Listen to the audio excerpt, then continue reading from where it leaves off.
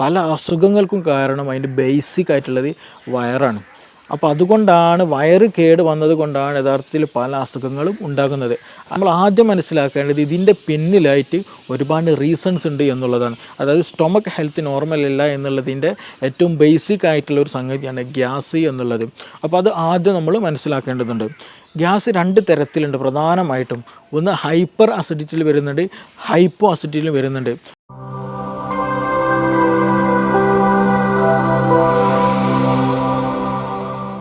ഒട്ടുമിക്ക ആളുകൾക്കും ഗ്യാസ് കയറാറുണ്ട്. ഭക്ഷണം കഴിച്ചില്ലെങ്കിലൊക്കെ നോർമലി ഗ്യാസ് കയറാറുണ്ട്. പക്ഷെ ചില ആളുകൾക്ക് ഇത് സ്ഥിരമായിട്ടുണ്ടാവാറുണ്ട്. ഭക്ഷണം കഴിച്ചാലും ശരിയാണ്, അല്ലെങ്കിൽ കഴിക്കുന്നതിൻ്റെ മുമ്പായിരിക്കും, ചിലപ്പോൾ കിടന്ന് ഉറങ്ങുന്ന സമയത്തൊക്കെ ആയിരിക്കും ഗ്യാസ് കയറുന്നുണ്ടാവുക. ഇങ്ങനെ സ്ഥിരമായിട്ട് ഗ്യാസ് കയറുന്ന ഈ ഒരു പ്രശ്നം നമുക്ക് പൂർണ്ണമായിട്ട് അല്ലെങ്കിൽ ഒരു ശാശ്വതമായിട്ട് മാറ്റാൻ പറ്റുമോ? അല്ലെങ്കിൽ അത് പെട്ടെന്ന് ചില ഇപ്പോൾ പറഞ്ഞ പോലെ കിടന്നുറങ്ങുന്ന സമയത്തോ അല്ലെങ്കിൽ രാത്രിയൊക്കെ ഉള്ള സമയത്തൊക്കെ ആണെങ്കിൽ, അല്ലെങ്കിൽ നമ്മൾ ഒറ്റയ്ക്ക് ആണെങ്കിൽ ആവുന്ന സമയത്തൊക്കെ ആണെങ്കിൽ ഇങ്ങനെ ഗ്യാസ് കയറി ബുദ്ധിമുട്ടാണെങ്കിൽ നമുക്ക് ആ സമയത്ത് തന്നെ ഗ്യാസ് കയറുന്ന ഇൻസ്റ്റൻ്റ് ആയിട്ട് പോകാൻ വേണ്ടിയിട്ട്, കയറിയ ഗ്യാസ് പെട്ടെന്ന് പുറത്തു പോകാൻ വേണ്ടിയിട്ട് എന്തൊക്കെ നമുക്ക് ചെയ്യാൻ പറ്റും? തീർച്ചയായിട്ടും നമുക്ക് നമ്മുടെ വീട്ടിനകത്ത് നിന്ന് തന്നെ ചില കോമ്പിനേഷനൊക്കെ ഉണ്ടാക്കി അടുക്കളയിൽ നിന്ന് തന്നെ നമുക്കെന്ത് ചെയ്യാം, ഗ്യാസിനുള്ള മെഡിസിൻസ് അതിന് അവൈലബിൾ ആണ്. അതേപോലെ തന്നെ ചോദ്യത്തിൽ വന്നതുപോലെ നമുക്കിതിന് പൂർണ്ണമായും മാറ്റാൻ പറ്റുമോ എന്നുള്ളതാണ്.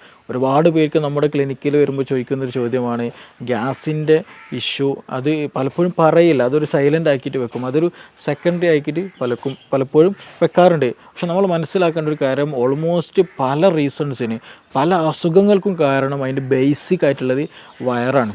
അപ്പോൾ അതുകൊണ്ടാണ് വയറ് കേട് വന്നത് കൊണ്ടാണ് യഥാർത്ഥത്തിൽ പല അസുഖങ്ങളും ഉണ്ടാകുന്നത്. അതിൻ്റെ വയറ് കേട് വന്നതിൻ്റെ ഒരു ലക്ഷണം മാത്രമാണ് ഗ്യാസ് എന്ന് പറയുന്നത്.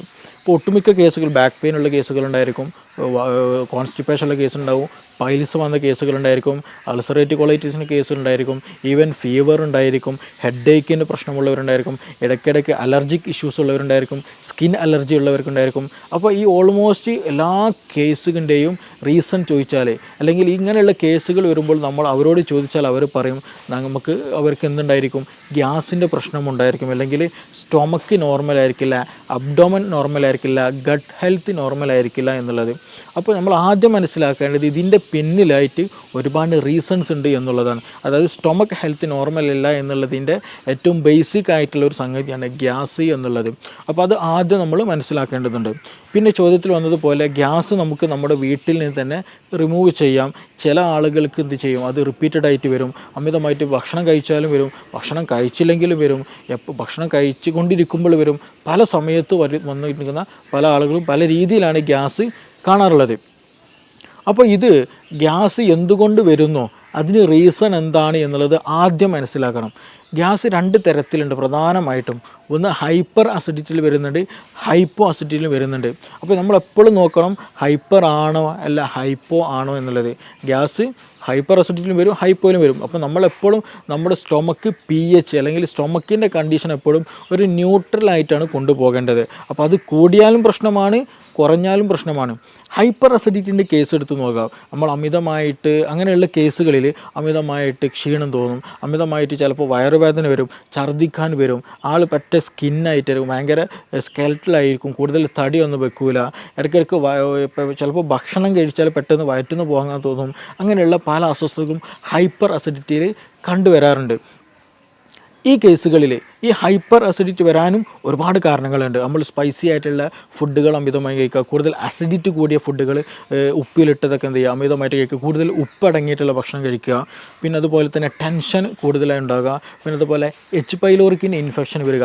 അപ്പോൾ ഈ പറഞ്ഞ സാധനങ്ങളൊക്കെ ഏതെങ്കിലും ഒന്നുണ്ടെന്നുണ്ടെങ്കിൽ അത് നമ്മുടെ സ്റ്റൊമക്കിലുള്ള എപ്പിത്തീലിയൽ ലെയറിന് എന്ത് ചെയ്യും, ട്രിഗർ ചെയ്തുകൊണ്ടിരിക്കും. അവിടെയുള്ള HCl പ്രൊഡക്ഷൻ അതെന്ത് ചെയ്യും, കൂട്ടാൻ കാരണമാകും. അപ്പോൾ HClൻ്റെ പ്രൊഡക്ഷൻ കൂടുക, ഗ്യാസ്ട്രിക് സെക്രീഷൻ കൂടിക്കഴിഞ്ഞാൽ സ്വാഭാവികമായിട്ടും അവിടെ ഗ്രാജ്വലി എന്ത് ചെയ്യും, അവിടെ ഇൻഫ്ലമേഷൻ വരും, അവിടെ ഇൻഫെക്ഷൻ വരും. അതിൻ്റെ കൂടെ തന്നെ അവിടെ ഗ്യാസ് പ്രൊഡക്ഷൻ കാരണം ഗ്യാസ് സൈറ്റ് ഇങ്ങനെ തികട്ടിയിട്ട് വരും. ചിലപ്പോൾ വോമിറ്റിങ് വരും, ഛർദ്ദിക്കാൻ തോന്നും, ചിലപ്പോൾ നോസിയൻ്റെ അങ്ങനെ ഒരു ഫീലിംഗ് ഉണ്ടായിരിക്കും, തല ചുറ്റുന്നത് പോലെ തോന്നും, തലയിൽ എന്തോ ഹെവിനെസ് പോലെ, തലക്ക് കനമുള്ളത് പോലെയൊക്കെ തോന്നും. ഗ്രാജ്വലി ഇങ്ങനെയുള്ള ആളുകൾക്കാണ് എന്ത് പറയുക, തലയിൽ എന്തോ വെച്ചിട്ടുണ്ട്, അല്ലെങ്കിൽ മൈഗ്രെയിൻ പോലെയുള്ള ഒരു ഫീലിംഗ് വരെ ഇത് കാരണമുണ്ടാകും. അപ്പോൾ അതുകൊണ്ട് തന്നെ ചില ആളുകൾക്ക് ഈ കേസുകളിൽ ഈ ഹൈപ്പർ അസിഡിറ്റിൻ്റെ കേസുകളിലാണ് കൂടുതൽ ആളുകൾ മൈഗ്രെയിൻ പോലും ഉണ്ടാകുന്നത്.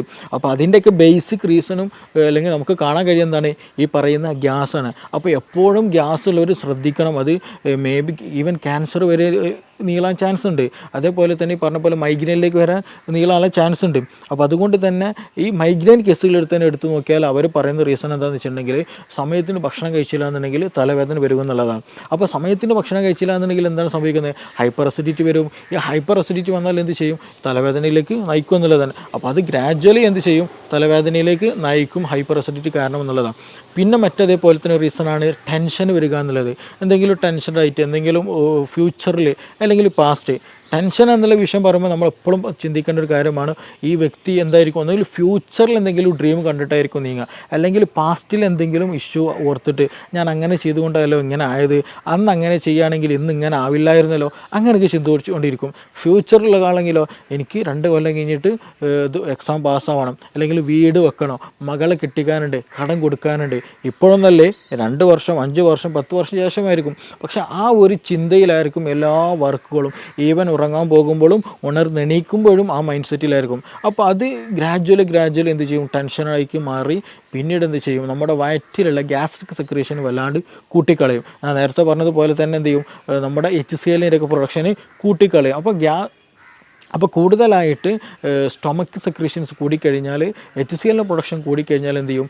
ഇൻഫെക്ഷൻ വരും, ഇൻഫെക്ഷൻ വരും, മറ്റു പല അസ്വസ്ഥതകളുണ്ടാവും. നേരത്തെ പറഞ്ഞതുപോലെ അതും എന്ത് ചെയ്യും? ടെൻഷൻ കൂടുന്നതും മൈഗ്രെയിനിലേക്ക് നയിക്കും എന്നുള്ളതാണ്. അതേപോലെ തന്നെയാണ് ഉറക്കം കുറഞ്ഞു കഴിഞ്ഞാലും ഇതുപോലെ നമ്മുടെ ഗ്യാസ്ട്രിക്കിൻ്റെ സെക്രീഷൻസ് കൂടും, നമ്മുടെ ബോഡി വളരെ തിന്നാക്കും, ഡൈജഷനെ അത് ബാധിക്കുന്നുണ്ട്. അപ്പോൾ ഉറക്കം കുറഞ്ഞു കഴിഞ്ഞാലും നേരത്തെ പറഞ്ഞതേപോലെ തന്നെ എന്താണ് ഈ മൈഗ്രെയിൻ്റെ ഇഷ്യൂ കാണാറുണ്ട്. അപ്പോൾ ഇതിൻ്റെയൊക്കെ ഈ ഗ്യാസ്ട്രിക് സെക്രീഷൻ കൂടുന്ന കണ്ടീഷനാണ് ഈ പറഞ്ഞിട്ടുള്ള ഫുഡ്, സ്പൈസി ആയിട്ടുള്ള ഫുഡ്, കൂടുതൽ അസിഡിറ്റി കൂടിയിട്ടുള്ള ഉപ്പിലിട്ടത് കഴിക്കുന്നത്, അതേപോലെ ടെൻഷൻ വരുന്നത്, അതേപോലെ H. പൈലോറിക്കിൻ്റെ ഇൻഫെക്ഷൻ വരുന്ന കണ്ടീഷനുകളൊക്കെ അതിൽ വരുന്ന കാറ്റഗറിയാണ് ഹൈപ്പർ അസിഡിറ്റി എന്നുള്ള കാറ്റഗറി. അപ്പോൾ ഇങ്ങനെയുള്ള കേസുകൾ നമുക്ക് നോർമലി ആയിട്ടുണ്ടെങ്കിൽ നമുക്ക് എന്ത് ചെയ്യാന്ന് വെച്ചാൽ ഒന്ന് സിമ്പിളായിട്ട് ചെയ്യാൻ പറ്റാവുന്ന ഒന്നാണ് ഈ ലെമൺ ടീ കുടിക്കുക എന്നുള്ളത്. നല്ല ഇഷ്യൂസ് ഉണ്ടെങ്കിൽ, ഇപ്പോൾ നിങ്ങൾക്ക് മൈഗ്രെയിൻ്റെ ഇഷ്യൂ ഉണ്ട്, ഗ്യാസ്ട്രിക്കിന് ഭയങ്കര അസ്വസ്ഥത, ഛർദ്ദിക്കാൻ തോന്നുന്നു, അല്ലെങ്കിൽ ഒരു അസ്വസ്ഥത ഫീൽ ചെയ്യുന്നുണ്ടല്ലോ, ആ ഒരു സമയത്ത് തന്നെ ഒരു ഗ്ലാസ്സിൽ ഒരു എന്താ ചെയ്യുക, ചെറിയ രൂപത്തിൽ ഒരു നാരങ്ങ കംപ്ലീറ്റ് നീരെടുത്തിട്ട് തന്നെ ഒരു ലെമൺ ടീ ഉണ്ടാക്കി കുടിച്ചാൽ വളരെ നല്ല റിസൾട്ടാണ്. ആ വോമിറ്റിംഗ് ടെൻഡൻസി, അതുപോലെ തലക്കൊരു കറക്കം, ഒരു തല ചുറ്റുന്നത് പോലെ ഫീൽ ചെയ്യുക, അതൊക്കെ ഒരു വിത്തിൻ മിനിറ്റ്സിനുള്ളിൽ തന്നെ നമുക്ക് ക്യൂറായിട്ട് നമുക്ക് കൊണ്ടുപോകാം. പക്ഷെ അത് ആ സമയത്ത് കറക്റ്റ് ടൈമിൽ തന്നെ ചെയ്യണം. ഈവൻ നല്ല ഇഷ്യൂവിലേക്ക് എത്തിക്കഴിഞ്ഞ് കഴിഞ്ഞാൽ അത്ര റിസൾട്ട് ഉണ്ടാകണമെന്നില്ല. അപ്പോൾ ആ ഒരു സമയത്ത് തന്നെ, അസ്വസ്ഥത തുടങ്ങുന്ന സമയത്ത് തന്നെ ചെയ്യുക. അതേപോലെ സമയത്തിന് ഫുഡ് കഴിക്കുക, ഹൈപ്പർ അസിഡിറ്റി വരാതെ നമ്മൾ പരമാവധി ശ്രദ്ധിക്കുക എന്നുള്ളതാണ്. പിന്നെ ഇത് ഹൈപ്പർ അസിഡിറ്റിയുടെ കേസിലാണ്. മറ്റൊരു കേസുണ്ട്, രണ്ടാമത് ഹൈപ്പോ അസിഡിറ്റി എന്നുള്ളതാണ്. ഈ ഹൈപ്പോ അസിഡിറ്റിയുടെ കേസിൽ സിമ്പിളായിട്ട് പറഞ്ഞാൽ ഇങ്ങനെ തിരിച്ചറിയാമെന്ന് ചോദിച്ചാൽ, ചില ആളുകൾ ഭക്ഷണം കഴിച്ചു കഴിഞ്ഞാൽ ഒരു ഖനം പോലെ ഉണ്ടാകും, വയറെന്തോ ഫില്ല് കഴിഞ്ഞ പോലെ. രാവിലെ ഭക്ഷണം കഴിച്ചതായിരിക്കും, വൈകുന്നേരമായിട്ട് പോലും വിശപ്പില്ല, അല്ലെങ്കിൽ ദാഹമില്ല, അങ്ങനെ ഒരു ഫീലിങ്ങേ പോലും തോന്നുന്നില്ല എന്നുള്ളതാണ്. അതേപോലെ തന്നെ ഇവർക്ക് ഉണ്ടാകും വയറ്റിന് ശരിയായ രീതിയിൽ ശോധന ഉണ്ടാകില്ല. അപ്പോൾ ഇങ്ങനെയുള്ള കേസുകൾ എന്താണെന്ന് വെച്ചാൽ ഒരുപാട് സമയം എന്ത് ചെയ്യും? നമ്മൾ കഴിക്കുന്ന ഭക്ഷണങ്ങൾ ഇങ്ങനെ കെട്ടിക്കിടക്കും, വയറ് ശരിക്കും ദഹിക്കാണ്ട്. കാരണം എന്താണ്? ദഹിക്കണമെന്നുണ്ടെങ്കിൽ ഗ്യാസ്ട്രിക് സെക്രീഷന് ഒരു നോർമൽ ലെവലെങ്കിലും വേണം. അപ്പോൾ ആ നോർമൽ ലെവൽ പോലും ഇല്ലാണ്ട് കുറഞ്ഞ അളവിലാണ്, വേണ്ടതൊന്നും ഇല്ല ദഹിക്കാൻ. അപ്പോൾ അങ്ങനെ വരുമ്പോൾ എന്ത് ചെയ്യും? വയറ്റിൽ ഈ നമ്മൾ കഴിച്ച ഭക്ഷണ പദാർത്ഥങ്ങൾ അവിടെ നിന്നിട്ട് അവിടെ എന്ത് ചെയ്യും? ബാക്ടീരിയൻ്റെ ഗ്രോത്ത് നടക്കും, അങ്ങനെ ബാഡ് സ്മെല്ലുള്ള കിഴിവാഴ് പ്രൊഡ്യൂസ് ചെയ്യും. പിന്നെ ഇതുപോലെ ശോധന ശരിക്കും ലഭിക്കില്ല, ചിലപ്പോൾ വയറുവേദന ഉണ്ടാകും, വയറ് വീർത്ത പോലൊരു ഫീലിംഗ് ഉണ്ടാകും, വിശപ്പുണ്ടാകില്ല. ഇങ്ങനെയുള്ളവർക്ക് എന്ത് ചെയ്യും? ഓക്കാനം പോലെയുള്ള അസ്വസ്ഥതകൾ ഉണ്ടാകാറുണ്ട്. അപ്പോൾ ഇങ്ങനെയുള്ള കേസുകൾ എന്താ വെച്ചാൽ ദഹനക്കുറവാണ്, അല്ലേ? ഹൈപ്പോ അസിഡിറ്റിയുടെ കേസുകളാണ്. അപ്പോൾ നമ്മൾ അതിന് ദഹനത്തെ പ്രൊമോട്ട് ചെയ്യണം. അവിടെ ദഹനം നടന്നാൽ കൂടുതലായിട്ട് HCl, ഗ്യാസ്ട്രിൻ പോലെയുള്ള പ്രൊഡക്ഷൻസ് കൂടിക്കഴിഞ്ഞാൽ ദഹനം സുഗമമായി നടക്കും, ഈ പ്രശ്നങ്ങളൊന്നും ഉണ്ടാകില്ല. അപ്പോൾ ആ ഒരു സമയത്ത് നമ്മൾക്ക് ഏറ്റവും ബെസ്റ്റ് നമ്മുടെ അടുക്കളയിലുള്ള സ്പൈസസ് ഉപയോഗിക്കുക എന്നുള്ളതാണ്. അത് കരുതി നല്ല ചുവന്ന മുളകിൻ്റെ പൊടി ഉപയോഗിക്കുക എന്നുള്ളതല്ല. നമുക്ക് മല്ലി വളരെ നല്ല മെഡിസിൻസാണ്. മല്ലി തിളപ്പിച്ച വെള്ളം കുടിക്കുക എന്ന് പറഞ്ഞാൽ നമ്മുടെ ഉള്ളിലുള്ള ഫീവർ, പനി ഉണ്ടെന്നുണ്ടെങ്കിൽ ചില ആളുകൾക്ക് മേലും കൈക്ക് കോച്ചി പിടിക്കുന്ന ഒരു ഇതുണ്ടായിരിക്കും, അതിന് നല്ലതാണ്. അതേപോലെ ഗ്യാസിന് വളരെ നല്ല റിസൾട്ടാണ് ഈ നമ്മൾ എന്ത് ചെയ്യുക, ഡെയിലി കുടിക്കുന്ന വെള്ളത്തിൽ എന്ത് ചെയ്യാന്നുണ്ടെങ്കിൽ ഒരു കലത്തിൽ ഒരു പാത്രത്തിൽ രാവിലെ എണീക്കുന്ന സമയത്ത് തന്നെ കുറച്ച് നമ്മൾ ജീരകവെള്ളം ഉണ്ടാക്കുന്ന അതേപോലെ തന്നെ എന്ത് ചെയ്യുക, കുറച്ച് മല്ലി ഇട്ടിട്ട് നന്നായിട്ട് തിളപ്പിച്ച് ആ തിളപ്പിച്ചാറിയ വെള്ളം എന്ത് ചെയ്യുക, ദാഹിക്കുന്ന സമയത്തും ഭക്ഷണം കഴിക്കുന്ന സമയത്തൊക്കെ എന്താ ചെയ്യുക, ആ വെള്ളം ഇങ്ങനെ കുടിച്ചുകൊണ്ടിരിക്കുക. അത് ഗ്യാസ് നന്നാവാനും നന്നായിട്ട് പുറന്തള്ളാനും ദഹനം നന്നാകാനും ശോധനം കിട്ടാനൊക്കെ വളരെ വളരെ നല്ല ബെസ്റ്റ് റിസൾട്ട് ഉള്ളതാണ് ഈ മല്ലി, കൊത്തമ്പാലി അല്ലെങ്കിൽ ക്യുമിൻ എന്നുള്ള ആ സംഗതി. അപ്പോൾ അതെന്ത് ചെയ്യുക, വളരെയധികം നല്ല ബെനിഫിഷ്യലാണ്. പിന്നെ അതേപോലെ തന്നെ നമുക്ക് ചെയ്യാൻ പറ്റുന്നതാണ്, വീട്ടിൽ നിന്ന് ചെയ്യാൻ പറ്റാവുന്ന കാര്യമാണ് വെളുത്തുള്ളി കഴിക്കുക എന്നുള്ളത്. വെളുത്തുള്ളി ചുട്ട് കഴിക്കുന്നത്, പച്ചക്ക് കഴിക്കുന്നു പ്രശ്നമില്ല, അങ്ങനെയും ചില കഴിക്കാം. പക്ഷേ ഇതേ വെളുത്തുള്ളി എന്ത് ചെയ്യാണ്, ഹൈപ്പർ അസിഡിറ്റി ഉള്ളവർ ഉപയോഗിച്ചാൽ അവർക്ക് അസ്വസ്ഥത കൂടും, അവർക്ക് പല അസ്വസ്ഥതകളും ബുദ്ധിമുട്ടുകളും അവർക്ക് എന്ത് ചെയ്യും, ഫീൽ ചെയ്യാനുള്ള സാധ്യത വളരെ വളരെ കൂടുതലാണ്. അപ്പോൾ ഹൈപ്പോ അസിഡിറ്റിൻ്റെ കേസിലാണെങ്കിൽ മാത്രമാണ് ഈ വെളുത്തുള്ളി കൂടുതൽ എഫക്റ്റീവായിട്ട് ഫീൽ ചെയ്യുള്ളൂ, ദഹനം കൂടുതൽ പ്രൊമോട്ട് ചെയ്യുകയുള്ളൂ. പിന്നെ നമുക്കിതിൽ കൂടെ ഇഞ്ചി വളരെ നല്ലതാണ്. അപ്പോൾ ഇഞ്ചി, ഗ്രാമ്പൂ, പട്ട പോലെയുള്ള സ്പൈസസുകളൊക്കെ നമ്മുടെ ഭക്ഷണത്തിൽ ഉൾപ്പെടുത്തുക. അത് വെച്ചുള്ള കഷായങ്ങൾ അത് അതേപോലെ തന്നെ എന്ത് ചെയ്യുക, ഭക്ഷണത്തിൽ ഉൾപ്പെടുത്തി കഴിക്കുന്നതൊക്കെ ദഹനം കൂട്ടാൻ വളരെ ഹെൽപ്ഫുള്ളാണ്. അപ്പോൾ അങ്ങനെയുള്ള സംവിധാനങ്ങൾ, അങ്ങനെയുള്ള മരുന്നുകളൊക്കെ എന്ത് ചെയ്യാന്ന് വെച്ചാൽ നമ്മുടെ ഭക്ഷണത്തിൽ മിങ്കിൾ ചെയ്തിട്ട് അത് ഭക്ഷണത്തിൻ്റെ കൂടെ ഒഴിവാക്കാനുള്ളതല്ല, അത് ഭക്ഷണത്തിൻ്റെ ഒരു പാർട്ടാക്കി തന്നെ നമ്മൾ ഉപയോഗിക്കുകയാണെന്നുണ്ടെങ്കിൽ നമ്മൾ കഴിക്കുന്ന ഭക്ഷണം എന്ത് ചെയ്യും, ദഹിക്കാൻ കൂടുതൽ സുഗമമാക്കാൻ കഴിയും. ഇതിന് സ്ഥിരമായിട്ട് മരുന്നുണ്ടോ, ഇതെങ്ങനെ സ്ഥിരമായിട്ട് വരാതിരിക്കാൻ ശ്രദ്ധിക്കുക എന്നുള്ളത് ഒരു ചോദ്യം ചോദിക്കേണ്ടായി. അപ്പോൾ നമ്മൾ ഈ കേസിൽ ശ്രദ്ധിക്കേണ്ടത് ഞാൻ നേരത്തെ പറഞ്ഞതുപോലെ ഇത് നമ്മൾ ദഹനവുമായി ബന്ധപ്പെട്ടതാണ്. അപ്പോൾ ഇതൊരു ലൈഫ് സ്റ്റൈൽ ഡിസീസാണ്. നമ്മൾ തോന്നിയ സമയത്ത് ഉറങ്ങുക, അതുപോലെ ജീവിക്കുക, തോന്നിയത് തിന്നുക എന്നുള്ള ഒരു കൺസെപ്റ്റ് നമുക്കിവിടെ ഒരിക്കലും പോസിബിൾ അല്ല ഈ ഹൈപ്പോ അസിഡിറ്റി ഉള്ളവർ. അപ്പോൾ നമ്മൾ ഭക്ഷണം സമയത്തിന് കഴിക്കുക, ആവശ്യത്തിന് കഴിക്കുക, ആവശ്യമുള്ള അളവിൽ കഴിക്കുക, ക്വാളിറ്റി ഉള്ളത് ക്വാണ്ടിറ്റി കുറച്ച് കൊണ്ട് എന്ത് ചെയ്യുക, കൂടുതൽ നല്ല രീതിയിൽ കഴിക്കുക എന്നുള്ളതാണ്. കഴിക്കുന്നത് നല്ല ക്വാളിറ്റി ഉള്ളതാകണം. ഒരുപാട് ചോറ് കഴിക്കുക എന്നുള്ളൊരു ടെൻഡൻസി ഒരിക്കലും പാടില്ല, അത് നമുക്ക് കൂടുതൽ ബുദ്ധിമുട്ടുകൾ ഉണ്ടാക്കുക എന്നുള്ളൂ. അപ്പോൾ ചെറിയ രൂപത്തിൽ അത്യാവശ്യം നല്ല രീതിയിലുള്ള സാധനങ്ങൾ മാത്രം കഴിക്കുക, സമയത്തിന് കഴിക്കുക, അമിതമാകാതിരിക്കുക.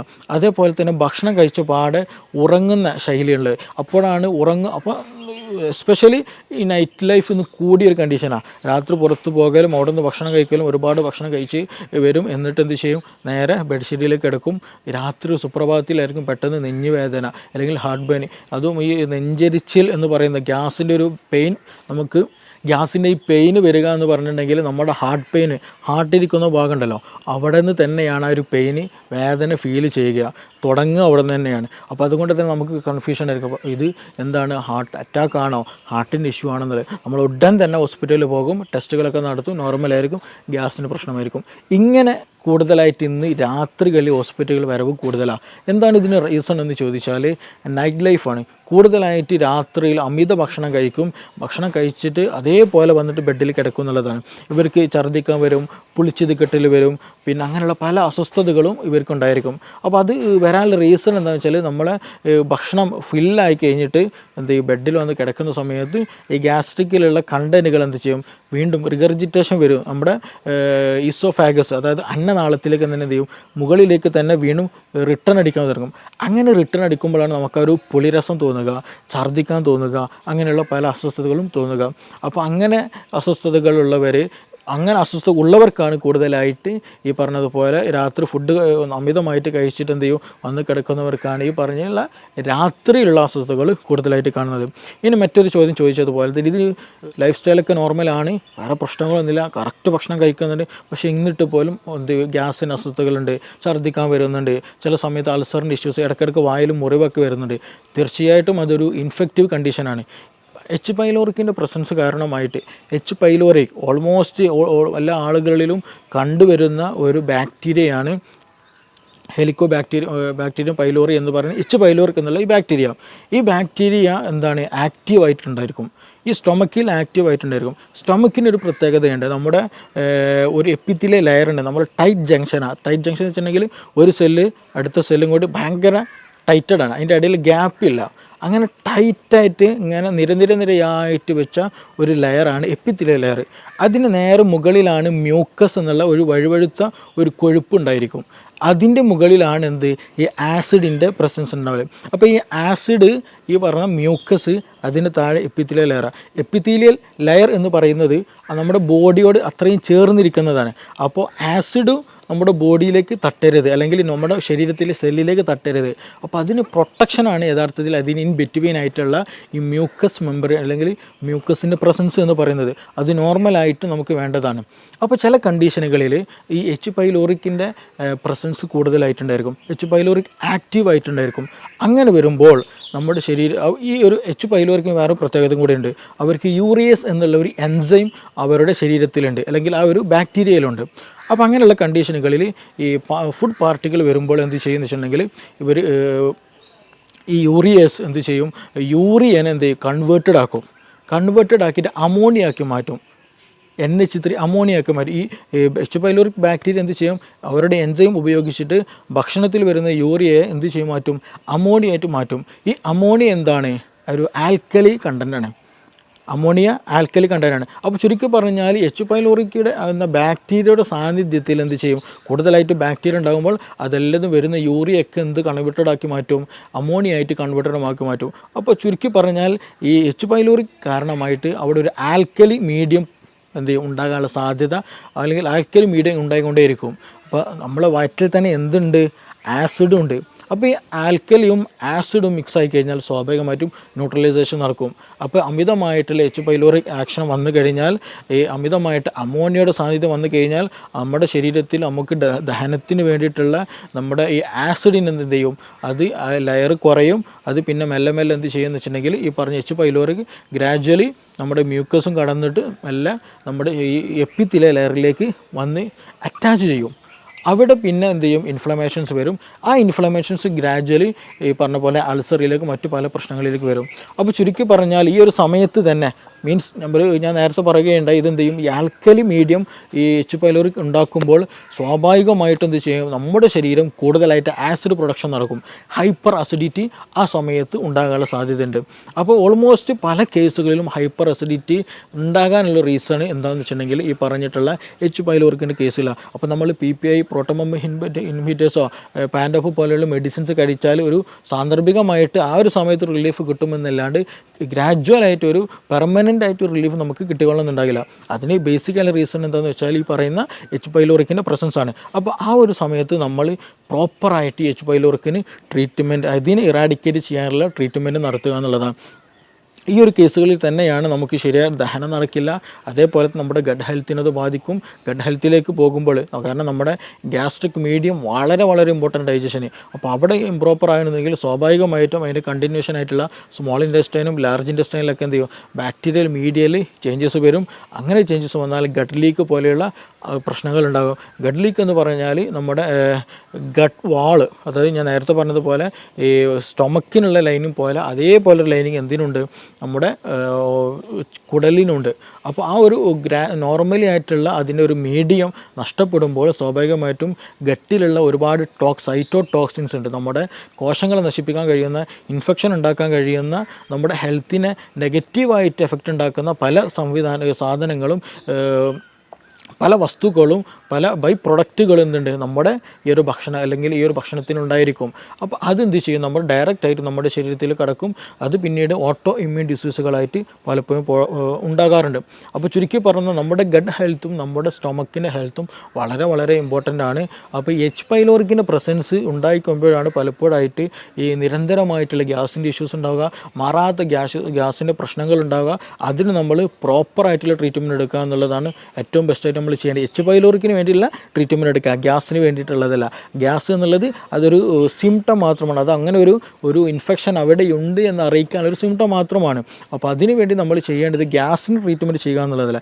എച്ച് പൈലോറിക്കിൻ്റെ പ്രസൻസ് ഉണ്ടോ എന്നുള്ളതിനുള്ള ഒരുപാട് മെത്തേഡുകളുണ്ട്. ബേരിയം വീൽ എക്സ്റേകൾ ചെയ്യാവുന്നതാണ്. പിന്നെ അതേപോലെ തന്നെ യൂറിയ ബ്രീത്ത് ടെസ്റ്റുകളുണ്ട്. അപ്പോൾ അങ്ങനെയുള്ള ടെസ്റ്റുകൾ നടത്തിയാൽ തന്നെ ഓൾമോസ്റ്റ് നമ്മുടെ ഗ്യാസ്ട്രിക് കണ്ടീഷൻസ് നമുക്കറിയാം, അൾസർ ഉണ്ടോ എന്ന് നമുക്കറിയാൻ കഴിയും. അതുപോലെ ഈ പറഞ്ഞ എച്ച് പൈലോറിക്കിൻ്റെ പ്രസൻസ് ഉണ്ടോയെന്ന് അറിയാൻ കഴിയും. അങ്ങനെയൊക്കെ ടെസ്റ്റുകൾ നടത്തി അതിന് വേണ്ട ട്രീറ്റ്മെൻറ്റ് എടുക്കുക.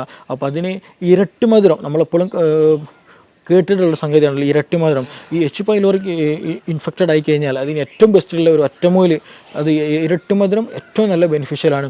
അതേപോലെ തന്നെ ഈ ഹൈപ്പർ അസിഡിറ്റി കേസ് വന്നാൽ നമുക്ക് പ്രോബയോട്ടിക്കുകളും പ്രീബയോട്ടിക്കുകളായിട്ടുള്ള പ്രൊഡക്റ്റുകൾ യൂസ് ചെയ്യുന്നത് എന്താണ്, നമ്മുടെ ദഹനം നന്നാക്കാനും ആസിഡ് മീഡിയം നോർമൽ ആക്കാനൊക്കെ നമുക്കത് ഹെൽപ്ഫുള്ളാണ്. അപ്പോൾ അങ്ങനെ ഒരു പ്രോപ്പറായിട്ടുള്ള ട്രീറ്റ്മെൻറ്റ് ചെയ്യുക എന്നുള്ളതാണ് ഏറ്റവും ബെസ്റ്റ്.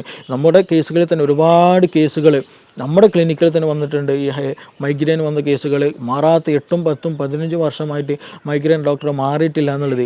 അപ്പോൾ അവർ ചോദിക്കുമ്പോൾ നമ്മൾ അതിൻ്റെ ബേസിക്കിലൊക്കെ പോകുമ്പോൾ ഹൈപ്പർ അസിഡിറ്റിയാണ് അവർക്ക് ഉണ്ടാവുക. ചില കേസുകൾ മൈഗ്രെയിൻ അവർ പറയുള്ളൂ, ഹൈപ്പർ അസിഡിറ്റി എന്നുള്ള കണ്ടീഷൻ തന്നെ അവർ പറയില്ല. പക്ഷേ അത് കാരണം അതിന് അഡാപ്റ്റഡ് ആയിട്ടുണ്ടായിരിക്കും. കാരണം ഹൈപ്പർ അസിഡിറ്റിക്കാളും കൂടുതൽ അവർക്ക് പ്രശ്നമായിട്ട് തോന്നൽ എന്താണ്, മൈഗ്രെയിൻ്റെ ഇഷ്യൂ ആയിരിക്കും. അപ്പോൾ പക്ഷേ ഈ ഹിസ്റ്ററി എടുത്ത് പോകുമ്പോൾ അവർക്ക് ഹൈപ്പർ അസിഡിറ്റി ആയിരിക്കും കൂടുതലായിട്ടുണ്ടായിരിക. അപ്പോൾ സ്വാഭാവികമായിട്ടും അവർക്ക് മോശം ക്ലിയർ ആയിരിക്കില്ല, ദഹനം ക്ലിയർ ആയിരിക്കില്ല. ഞാൻ നേരത്തെ പറഞ്ഞതുപോലെ ഗട്ട് ഹെൽത്ത് ബാഡായിരിക്കും, പ്രോപ്പറായിട്ട് നിലനിൽക്കില്ല.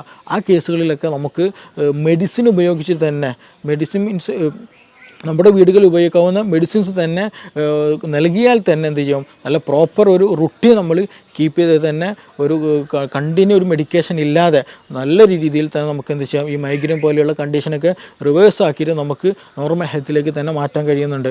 അപ്പോൾ അതിൻ്റെയൊക്കെ ഒരു ബേസിക് എന്ന് പറയുന്നതാണ് യഥാർത്ഥത്തിൽ ഗ്യാസ് അല്ലെങ്കിൽ ഗ്യാസ്ട്രിക് ഇഷ്യൂ എന്നുള്ളത്. അപ്പോൾ ഇതിന് പ്രോപ്പർ ട്രീറ്റ്മെൻറ്റ് ഉണ്ട്, പ്രോപ്പർ വേ ഓഫ് ലിവിങ് ഉണ്ട്. അപ്പോൾ അത് ഏത് റൂട്ടിലാണോ ഏതാണോ പ്രശ്നം എന്നുള്ളത് ഐഡൻറ്റിഫൈ ചെയ്യുക എന്നുള്ളതാണ് ഫസ്റ്റ് നമ്മൾ ചെയ്യേണ്ടത്. അത് ഐഡൻറ്റിഫൈ ചെയ്തതിന് ശേഷം അതിന് പ്രോപ്പറായിട്ട് അതിനെ നമ്മൾ എന്ത് ചെയ്യണം, ഹൈപ്പർ പ്രശ്നമാണോ, ഹൈപ്പർ അസിഡിറ്റിൻ്റെ പ്രശ്നമാണോ, ഹൈപ്പോ അസിഡിറ്റിൻ്റെ പ്രശ്നമാണോ. ഹൈപ്പർ അസിഡിറ്റിൻ്റെ പ്രശ്നമാണെങ്കിൽ തന്നെ നമ്മുടെ ഡയറ്റിൽ അമിതമായിട്ടുള്ള എന്തെങ്കിലും എരിവ് കൂടിയതോ സോൾട്ടി ആയിട്ടുള്ളതോ അങ്ങനെയുള്ള എന്തെങ്കിലും ഉപയോഗിക്കുന്നതാണോ, ഇതിനകത്തിൽ ടെൻഷൻ എന്തെങ്കിലും ഉണ്ടോ, ഇതിനകത്തിൽ എച്ച് പൈലോറി ഇൻഫെക്ഷൻ തന്നെയാണോ, അങ്ങനെയുള്ളത് ഏതാണോ എന്നുള്ളത് ഡിഫറൻഷ്യേറ്റ് ചെയ്യണം. ഇനി ഹൈപ്പോ അസിഡിറ്റിൻ്റെ കേസിലാണെങ്കിലും ശരി, അവിടെയും എച്ച് പൈലോറിക്കിൻ്റെ പ്രശ്നം ഉണ്ടാകാറുണ്ട് ചില കേസിൽ. അപ്പോൾ അത് വന്നതാണോ, ഇനി അതല്ല വേറെ അമിത ഭക്ഷണമാണോ, നമ്മുടെ റുട്ടീനുള്ള പ്രശ്നമാണോ, അത് ഏതാണോ എന്നുള്ളത് നമ്മൾ കറക്റ്റ് ഐഡൻറ്റിഫൈ ചെയ്യേണ്ടതുണ്ട്. ചില കേസുകളിൽ ആസിഡ് അല്ലെങ്കിൽ പുളിച്ചുതക്കെട്ടിൽ വരും. ആർക്ക്, നല്ല തടിച്ച ഒരാൾക്ക് ഉണ്ടെങ്കിൽ, ഒബസിറ്റി കൂടുതലുണ്ടെങ്കിൽ, കൂടുതൽ ഓവർ ഈറ്റ് ഉണ്ടെങ്കിൽ, അങ്ങനെയുള്ള കേസുകൾ എന്ന് വെച്ചാൽ അവർക്ക് ഇടയ്ക്കിടയ്ക്ക് കിടന്നാൽ തന്നെ എന്ത് ചെയ്യും, പുളിച്ചുതക്കെട്ടലോ വരും. കാരണം എന്താണെന്ന് വെച്ചിട്ടുണ്ടെങ്കിൽ എന്താണ്, അബ്ഡോമിനൽ പ്രഷർ കൂടുതലായിരിക്കും, വയറിൻ്റെ ഭാഗത്ത് പ്രഷർ വളരെ കൂടുതലായിരിക്കും. അപ്പോൾ ആ മുകളിലേക്കുള്ളൊരു തള്ളൽ കിടന്നാലും എന്ത് ചെയ്യും, ഫീൽ ചെയ്യും. അപ്പോൾ അങ്ങനെയുള്ളവർക്ക് എന്ത് ചെയ്യും, അതും വരാറുണ്ട്.